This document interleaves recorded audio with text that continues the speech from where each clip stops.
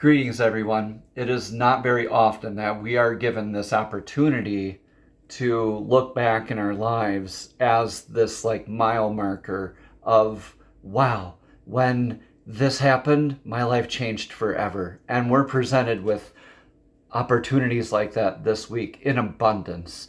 There's huge shifts going on, and we're no strangers to the changes that we're all experiencing.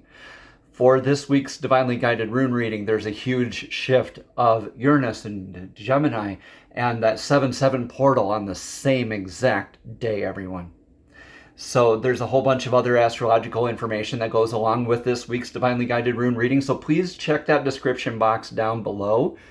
Otherwise, you're missing out on so much information that I just cannot cover during these rune readings. All right, so without further ado, let's jump right on into your Divinely Guided Rune reading. Woo! Greetings, Cancer, and welcome to your Divinely Guided Rune reading here for the week. Let's jump right on in and grab a energetic rune for your past energies. Past energetic rune, please, Divine. We have Odin's rune right away. Okay, so for that, we will pull a rune of clarity from the Lapis Lazuli set. All these sets are for sale on youressentialpractice.com, but this Odin's rune is indicative of something that you already know. So like Odin, the patch covering Odin's eye. It's something that you already know or something that's being hidden from you. With this in your energetic past, I would definitely dare to guess that this is something you already know. But if it's something that's already hidden from you, we will uncover that at the end of the rune reading. So please stay tuned for that as well. All right, in your energetic now position, Cancer, what do we have? I'm getting all these other... I have chakra tokens. We'll do chakra tokens at the end. They're all in the same bag. So this is Dagas for the now energies. Dagas for the now energies is the rune of clarity. It's the infinite sort of clarity, that butterfly emerging from the chrysalis, also like the hourglass tipped on its side, where you have that aha moment that where time seems to stand still. This is night turning into day. Dagas means day.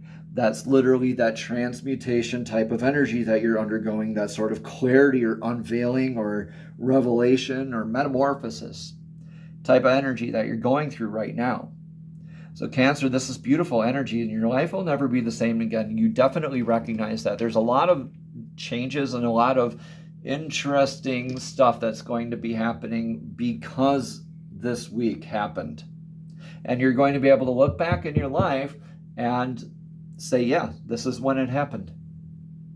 In your energetic near future, we have Kinas, another fire type of energy. Kinas is like the embodiment of fire, though. This is literally torch fire. This is that energy that lights the path for others and simultaneously for yourself. This is leading by example, manifesting, right? Taking what you know with that clarity and manifesting it. Trailblazing energies. This Uranus and Gemini is all about Kinas. Y'all, okay, again, check in the description box below. You're missing out on a ton of information if you don't. All right.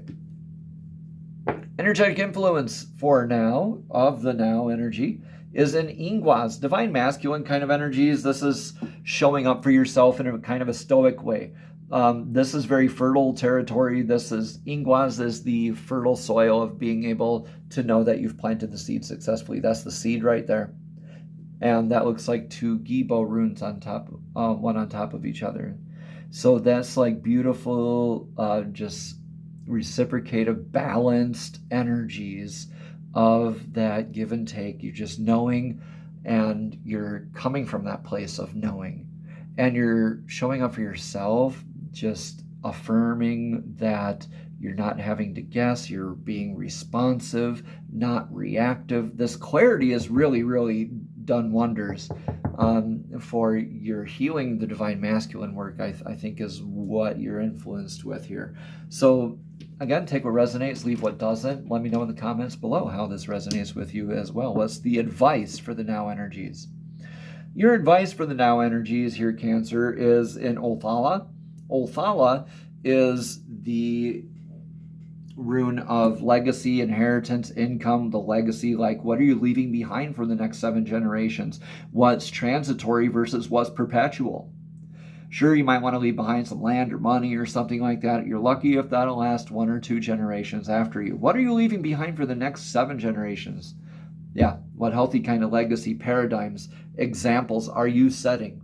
And with challenging these aspects and really focusing on cementing your legacy, really focusing on a healthy foundation, focusing on what is healthy more long-term than short-term, you're going to be able to just move mountains with this gnosis, with this transformation that you're going through.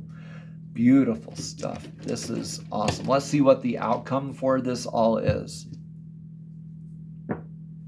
Theorisas, yeah. Okay, so moving forward in a very swift, thorough action. Yeah, okay. So this is great. Like, you're getting a lot of this information, all these downloads. You're being very observant, very informed right now, very grounded. Still very grounded here. Remember, when these lines go down, it's kind of grounded energy. When the lines are going across like that, it's very stable energy. So you're stable, stable, stable, grounded, whoosh, moving forward. Okay, manifesting, and this is action. These are like 2 of the 3 most profound action-oriented runes I would say, in the whole Elder Futhark. So Theorisas, like Thor's hammer, Mjolnir, always hitting and strike. Remember, the hammer can build, destroy, or protect. The choice is always up to you, Cancer. But this is very much, you're empowered to do this. It's like you're holding that hammer, and now you lead the charge. That's beautiful, like right in tune with that Gemini and Uranus kind of transmutative type of energy. This 7-7 portal's huge, y'all. Okay, yeah, almost forgot. We're going to get a rune of clarity from the Lapis Lazuli set from your energetic past. Yeah, pilgrimage, energetic source has proven itself to you time and time again. This is the horse rune. This is Ewaz. So you've been on the pilgrimage. You've been kind of like moving along with this relationship with yourself, with divine, with this partner that's proven itself to you time and time again throughout your life. Whatever that means to you. Okay, taking what resonates, leaving what doesn't. This is more movement. Remember, I said these 2 are the 2 biggest movement of the three that I could think of. This is another one of movement.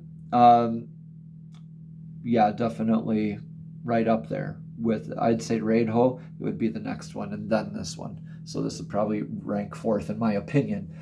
Let me know in the comments below if you want to challenge me on that rune of movement inquiry.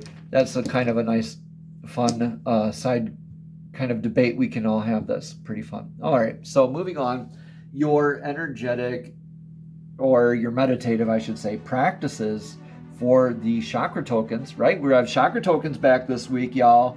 Woohoo!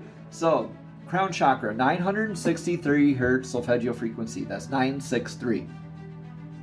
Okay, so we're establishing that high vibration energy. We have that clarity, and you are probably, your ears are ringing just probably hearing this right now.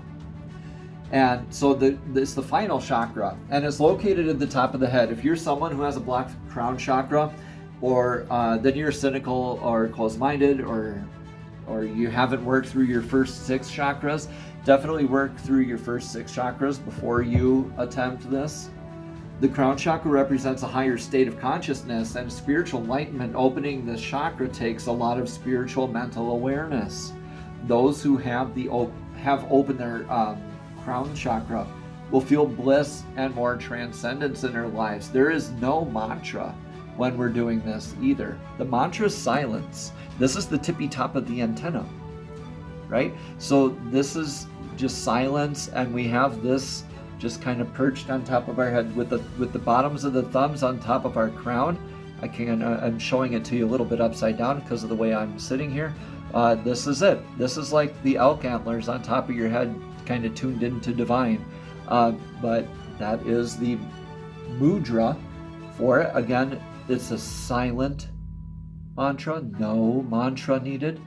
and it's 963 hertz solfeggio frequency when you are ready. Namaste. Have a blessed and abundant week.